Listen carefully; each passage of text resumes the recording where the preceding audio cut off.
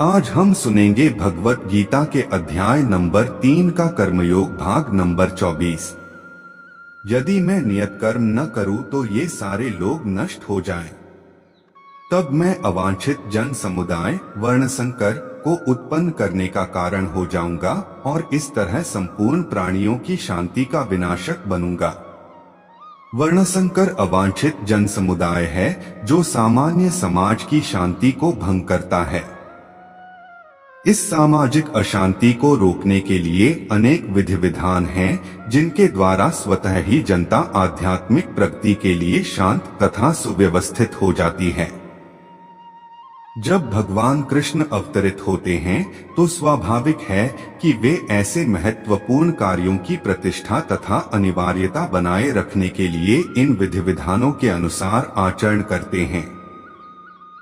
भगवान समस्त जीवों के पिता हैं और यदि ये जीव पथभ्रष्ट हो जाएं तो अप्रत्यक्ष रूप में यह उत्तरदायित्व उन्हीं का है।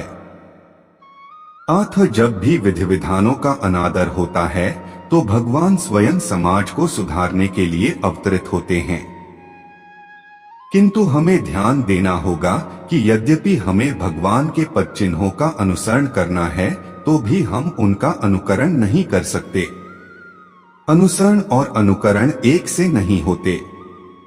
हम गोवर्धन पर्वत उठाकर भगवान का अनुकरण नहीं कर सकते, जैसा कि भगवान ने अपने बाल्यकाल में लिया था। ऐसा कर पाना किसी मनुष्य के लिए संभव नहीं। हमें उनके उपदेशों का पालन करना चाहिए, किंतु किसी भी समय हमें उनका अनुकरण नहीं करना है। श्रीमद् भागवत में 10.33.30-31 इसकी पुष्टि की गई है। नैतत् समाचरेज जातु मनसापि ह्यनीश्वरः विनश्यत्याचरण मौढ़्याद् यथा रुद्रोग्धिजं विषम ईश्वराणा वचः सत्यं तथैवाचरितं क्वचित् तेषां यत् स्ववचोयुक्तं बद्धिमांस्तत् समाचरेत्। मनुष्य को भगवान तथा उनके द्वारा शक्ति प्रदत्त सेवकों के उपदेशों का मात्र पालन करना चाहिए। उनके उपदेश हमारे लिए अच्छे हैं और कोई भी बुद्धिमान पुरुष बताई गई विधि से उनको कर्मान्वित करेगा। फिर भी मनुष्य को सावधान रहना चाहिए कि वह उनके कार्यों का अनुकरण न करे। उसे शिवजी के अनुकरण में विष का समुद्र नहीं पी लेना चाहिए। हमें सदैव ईश्वरों की या सूर्य तथा चंद्रमा की गतियों को वास्तव में नियंत्रित कर सकने वालों की स्थिति को श्रेष्ठ मानना चाहिए। ऐसी शक्ति के बिना कोई भी सर्वशक्तिमान ईश्वरों का अनुकरण नहीं कर सकता।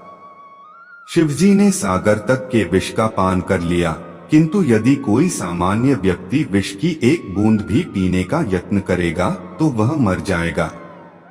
शिवजी के अनेक छद्म भक्त हैं जो गांजा तथा ऐसी ही अन्य मादक वस्तुओं का सेवन करते रहते हैं, किंतु वे यह भूल जाते हैं कि इस प्रकार शिवजी का अनुकरण करके वे अपनी मृत्यु को निकट बुला रहे हैं।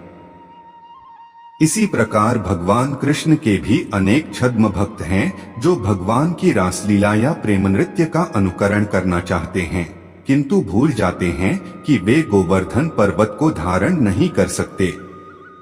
अतः सबसे अच्छा तो यही होगा कि लोग शक्तिमान का अनुकरण न करके केवल उनके उपदेशों का पालन करें। नहीं बिना योग्यता के किसी को उनका स्थान ग्रहण करने का प्रयत्न करना चाहिए।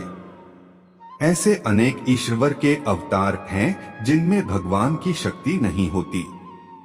अगले भाग में हम सुनेंगे भगवत गीता के अध्याय नंबर 3 का कर्मयोग भाग नंबर 25।